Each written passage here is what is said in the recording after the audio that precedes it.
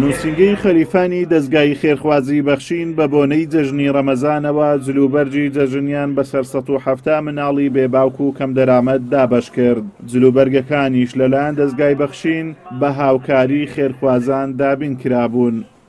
ئێمە ئەمڕۆ لە نووسینگەی خەلیفانی دەستگای خێرخوازی بەخشین هەستین بە ئەنجامدانی پرۆژەیەکی تر لە مانگی ڕەمەزانی پیرۆز، ئەویش دابینکردنی جلوبەرجی جەژنە بەسەر منداڵانی فەقیر و هەژار و یەتیم.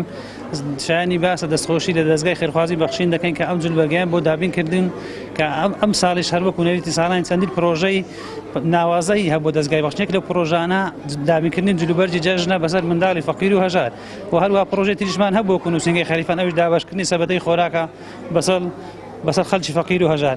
ویستمان ئەم ساڵیش بە بۆنەی جەژن کۆمەڵێ خەڵکی فەقیر و هەژار لە ناوچەیە هەیە، ویستمان کەمێک ساڕێژیان کەم بکەینەوە بۆ جەژن هەندێک جلوبەرجیان بۆ دابین بکەین. جلوبەرگەش بریتە لە جلوبەرجی جەژنە و پێڵا و پانتۆڕە و کراسە و ئافرەتان مناڵانە تایبەتە بە جەژن.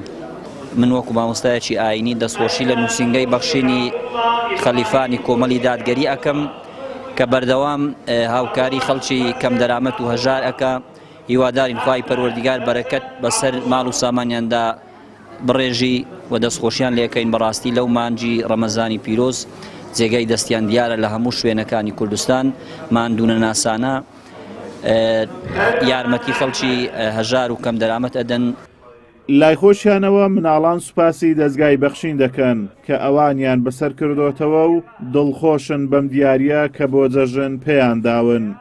بەناوی خوای بەخشۆ میرەبان ئێمە زۆر دڵخۆشین وەکو منداڵانی ئەم ناحیە خەلیفان زۆر دڵخۆشین ئەم جێژنانەیان پێداوین دەستگای بەخشین. جێژنانەکە بریتی لەوەیە پێراوەک و پانتۆڕێک و فامیلا زۆر سپاسیان دەکەین، زۆر دڵخۆشین بەم جێژنانێ پێیان داوین، زۆر سپاسی دەستگای بەخشینی دەکەین. بەناوی خوای گەورە میرەبان بەڕاستی زۆر سپاسیان دەکەم کە هەستان بە دابینکردنی ئەو جلوبەرگە بۆ مناڵان.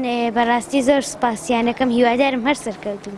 بەناوی خوای گەورە میهرەبان دەستخۆشی لە دەستگای خێرخوازی بەخشین دەکەم بۆ دابینکردنی جلوبەرگ بەسەر جلوبەرگی جەژن بەسەر منداڵاندا و کە جلوبەرگەکە پێڵاوێک و فامیلێ و پانتۆڕێکە دەستخۆشیان لێ دەکەین. دەستگای خێرخوازی بەخشین بە پرۆژە ناوازەکانی لە سەرجەم شارەکانی کوردستان بەردەوام خەڵکی هەژار و کەم دەرامەت بەسەر دەکاتەوە و هەر لە دروستکردنی خانوو و دابەشکردنی سەبەتەی خۆراک و جلوبەرگ و دابینکردنی کورسی شەحن بۆ کەم ئەندامان. ئازادۆمەراوەی کەناڵی ئاسمانی پەیام، ناحیەی خەلیفان.